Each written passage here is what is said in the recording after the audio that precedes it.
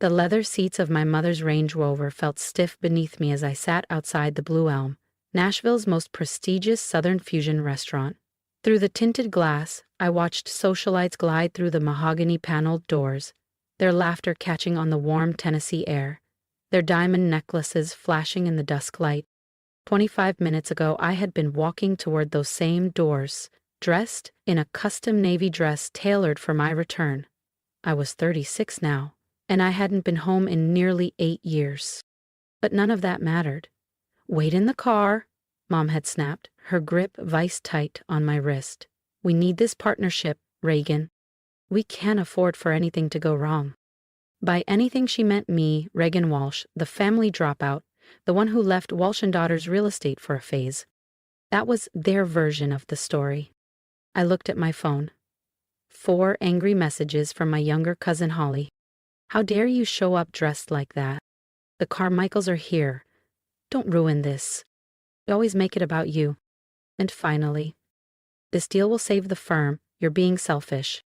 I actually laughed. If only they knew who really controlled Carmichael Holdings now. 8 years ago, I walked away from the Walsh legacy. I didn't scream. I didn't beg. I left my office keys on the desk and moved to Atlanta, where I started from scratch. A brokerage, a vision, and a client list that tripled in a year. Now, Walsh & Daughters was flailing, and Carmichael Holdings, my holding, was the lifeline they didn't realize had my signature on it. My phone buzzed again, this time from Lena, my chief of staff. "Papers are ready. Carmichael's acquisition of Walsh & Daughters will be announced after tonight's vote. You on your way?" I smiled and glanced in the mirror, adjusting a curl that had fallen loose. Timing. That's what Mom always preached. She was about to learn how right she'd been. I stepped out of the car, heels clicking confidently on the brick walkway as I approached the restaurant. The host looked up, startled, then softened. "Mrs. Walsh, would you like your regular table?" "Not tonight, Andrew." I nodded toward the private room. "I believe my family's dining with the Carmichaels." His eyes widened. "Yes, of course. Right this way." As we approached the room, I heard my mother's smooth, practiced voice. "We have always delivered. We are Nashville real estate." I opened the door. Everything fell silent. My mother froze mid-laugh, a fork still poised near her mouth. Her curls, as always, were styled to perfection, but the smile faltered. My cousin Holly and my brother Owen looked like they'd bitten into raw persimmons. And across from them, Everett Carmichael, Sr., chairman of Carmichael Holdings, rose from his seat with a quiet kind of reverence. "Madame Chair," he said, offering a respectful nod. "I had no idea this was your family." The silence hit like a thunderclap. "Everett," I greeted him, sliding into the empty chair at the head of the table, my mother's traditional seat. "I hope I'm not interrupting anything." "Reagan," Mom said, each syllable tight. What are you doing here?" "Having dinner with my family," I said evenly, unfolding my napkin. "And apparently my board partner." "Board partner?" Owen's voice cracked. "Wait, what are you talking about?" Everett glanced between them, a slow understanding washing over his face. "They don't know," he murmured. Know what? Mom's southern charm laced itself with cold steel. I pulled a leather folder from my structured bag and laid it gently on the table, sliding it across to Everett. "The acquisition documents are ready. I just need your signature, Everett." "Of course, Madam Chair." He reached into his inner pocket. "Stop!" Mom's palm slammed the table, rattling the wine glasses. "What is this?" "This," I replied softly, "is business. The kind you raised me in. Only I listened in ways you never expected." They stared at me like I was a ghost. The story of how I got here, how I went from the girl who threw away a legacy to the woman sitting across from the firm, trying to stay afloat, didn't start when I left Walsh & Daughters. It started much earlier, in the long shadow of my family's obsession with tradition. Real estate was gospel in our house. My grandfather built this empire from dirt roads and handshakes. My mother turned it into glass towers and prestige. At every meal, we discussed property lines, zoning ordinances, and million-dollar closings. My brother and cousin fit in easily, mimicking the moves and mantras like choreography. But I had questions. What about the future? Smart cities, blockchain deeds, virtual walkthroughs. They rolled their eyes. Real estate is about land, Mom would say, not gadgets. So I walked. I took my portion, less than half of what Owen received, and I bet it on PropTech. My first success? A company building AI-driven property valuation models. They called it luck. I called it vision. Now I was the one signing deals, and tonight I wasn't just joining the family dinner. I was closing it. Within 2 years, my returns were outperforming Walsh & Daughters by over 300%. But I stayed quiet. Everything I built operated through shell corporations and offshore holding firms. The name the industry came to fear, Mariner Capital, was anonymous by design. No face, no press, just results. A mysterious, rapidly ascending force in real estate tech that disrupted portfolios across the Southeast. When Carmichael Holdings announced they were opening to strategic partners, Walsh & Daughters thought they saw a lifeline, a way to recover their battered reputation. What they didn't know was that Mariner Capital had already acquired a controlling stake through layered micro-acquisitions across 3 quarters. The acquisition documents are a formality, I said calmly, watching my mother's fingers go stiff around her wine glass. Carmichael Holdings has technically been mine for 6 months. Owen choked on his drink.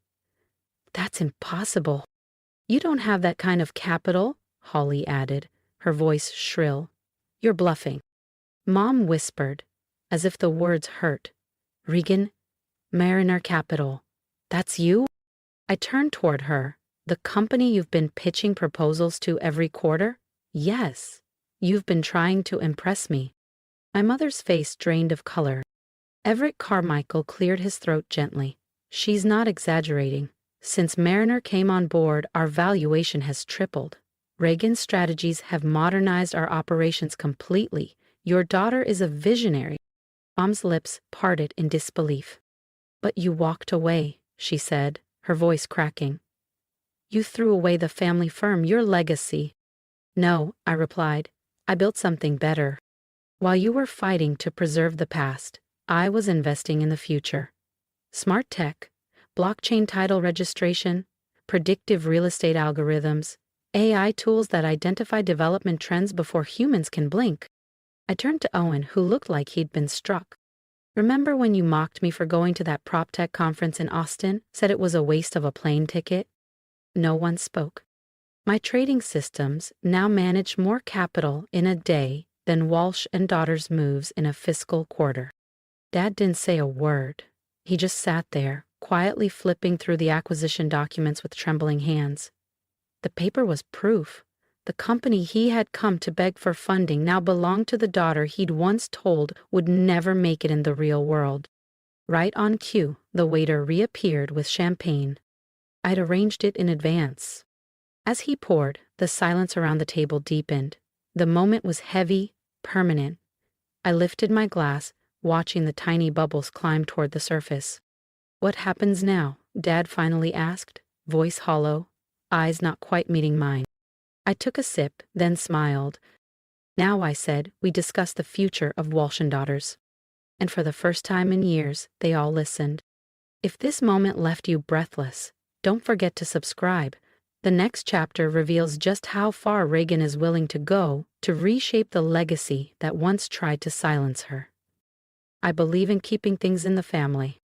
The morning after that unforgettable dinner at the Blue Elm, I sat in my penthouse office atop the 45th floor of what was once Carmichael Tower. Now, it bore a new name, Walsh Innovation Center. Below me, downtown Nashville shimmered in the golden haze of early sunlight. The Cumberland River snaked quietly through the city, and the skyline was waking up, oblivious to the shift in power that had happened the night before. My phone hadn't stopped vibrating since dawn, 41 missed calls, dozens of texts, and a flood of emails from Walsh & Daughters board members. The revelation that Mariner Capital was owned by the wayward Reagan Walsh had rippled through every corner of the southern financial scene. Your brother is in the lobby, came Aria's calm voice. My AI assistant wired through the office speakers. He's refusing to leave. Would you like me to contact security? I glanced at the live security feed. Owen, looking frayed and far from his usual polished self, stood in the lobby clutching something. His blazer was rumpled, tie loose. Not the image of the confident heir he once believed himself to be. "Let him up," I said. "And Aria, cue the most recent valuation reports for Walsh and Daughters." Minutes later, Owen stormed into my office, holding a copy of the Tennessean. The headline blazed in bold: "Local Titan Unmasked. Reagan Walsh's Mariner Capital acquires Carmichael Holdings." "How long?" he demanded, slapping the paper on my desk. "How long have you been planning this?" I motioned to the visitor's chair. "Sit down, Owen. You look awful." "Don't patronize me." But he sat, dragging a hand down his face. "Mom hasn't slept. The board's panicked. Clients are calling nonstop asking if it's true you're shutting us down." "Are you asking if this is revenge?" I asked, pulling up a projection of live market data. "Your portfolios have been declining for years. Your digital systems are outdated. Your methods are traditional," Owen interjected. "And tradition works." "Tradition doesn't make money," I snapped. "While you were polishing the past, I was building the future. AI models, blockchain deed automation, predictive zoning analytics. You mocked what you didn't understand." He looked down. I stepped toward the glass wall, staring out at the sunrise. "Remember when I was 16? I built my first predictive model and pitched it to Dad. I spent weeks on that. You called it my cute little spreadsheet." Owen shifted, suddenly quiet. "We were kids," he murmured. "No," I replied. "You were the heir. I was the warning." And no one listened. "No," I said quietly, turning from the window. "You were the golden child, and I was the dreamer." When I brought ideas to modernize the firm, Dad laughed them off. When I warned you both about algorithmic zoning analysis and blockchain title security, you said I was chasing buzzwords. So yes, I left. But I didn't leave to destroy anything. I left to build something better. My phone buzzed, another notification from Aria. "Diana is in the lobby. Shall I let her up?" "Send her," I replied. A few moments later, my sister walked into the office. Cautiously, deliberately, her heels echoed softly on the marble floors, eyes scanning the sleek interior and floating data streams. Her gaze lingered on the panoramic skyline. "This is impressive," she admitted. "Sit down, Diana," I said, gesturing toward the visitor's couch. "We need to talk about the future of Walsh and Daughters." She joined Owen, the two of them looking painfully out of place in the glass and steel reality I had crafted. I pulled up another display, the room bathing in light as real-time dashboards flickered to life. AI projections, zoning forecasts, digital escrow movement. "Let me show you what innovation looks like." They watched, speechless, as billions flowed across the screen. Land deals, logistics, neural trend mapping. "This is what I offered the family firm, and this is what Dad dismissed." "We get it," Owen snapped. "You made it. You win. What do you want, Reagan?" I didn't blink. "To save Walsh and Daughters." They stared. "But only," I continued, "if you're willing to evolve. Not lip service. Real change." Before they could answer, Arya's voice returned. "Another visitor." We turned as the doors opened, and for the first time in my life, I saw Dad not as a symbol, but as a man. His gait was slower, his expression drained. In his hands, a worn leather folder. "I thought you might want these," he said, setting it gently on my desk. "Your proposals. Every idea you brought me, I saved them." "Dad, I was wrong," he said quietly, voice trembling, "so consumed with preserving your grandfather's firm that I ignored what you saw coming." Deanna stood. "What are you saying?" Dad exhaled slowly. "I'm saying that Walsh and Daughters needs Reagan, not as competition, but as its leader." Owen leapt up. "What? I'm the managing director."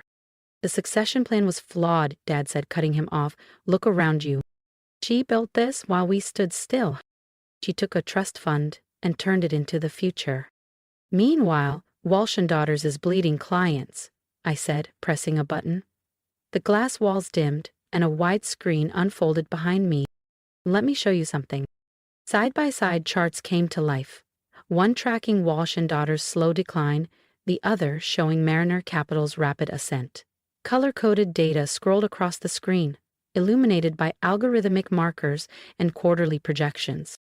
In just 5 years, I explained, Mariner achieved what Walsh and Daughters couldn't in 3 generations, not because I'm smarter, but because I was willing to evolve. Deanna's voice was soft. So, what's your plan? A complete transformation, I said. Walsh and Daughters becomes a division of Mariner Capital. Their faces froze.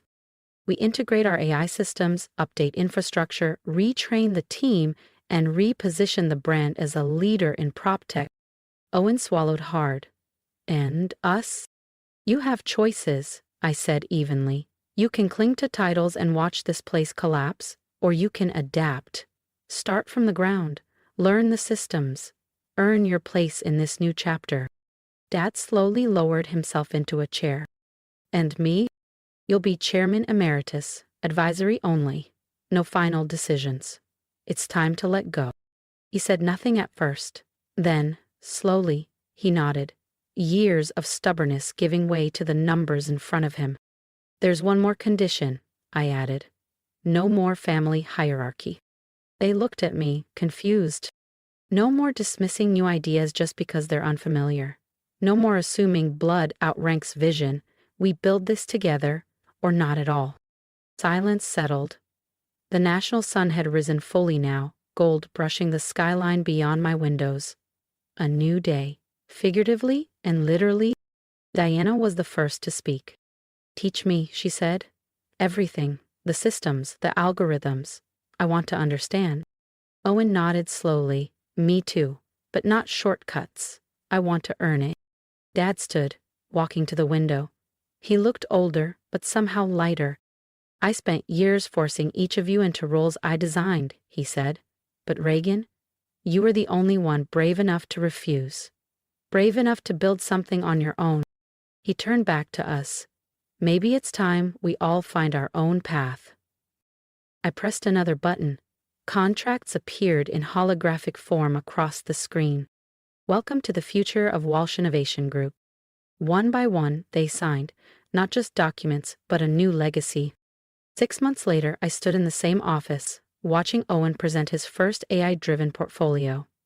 Diana had revolutionized client experience using blockchain systems, and Dad, freed from control, had become a trusted mentor. The old sign was gone. In its place, Walsh Innovation Group, a division of Mariner Capital. Then my phone buzzed. A message from Dad. Family dinner tonight? Your pick this time.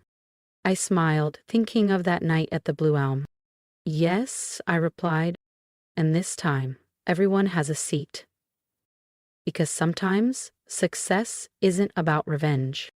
It's about rewriting the story and inviting others into the future you dared to imagine. If you felt even a part of my journey, if you've ever been underestimated, pushed aside, or told your vision was too much, then I invite you to stand with me. Share your thoughts in the comments. Tell me what you would have done, or what you are doing to reclaim your power. Your voice matters here. And remember, sometimes the best way to heal is not to fight the past, but to build something stronger beyond it. Subscribe if you're ready to rewrite your own legacy. Because the future doesn't wait, it's made by those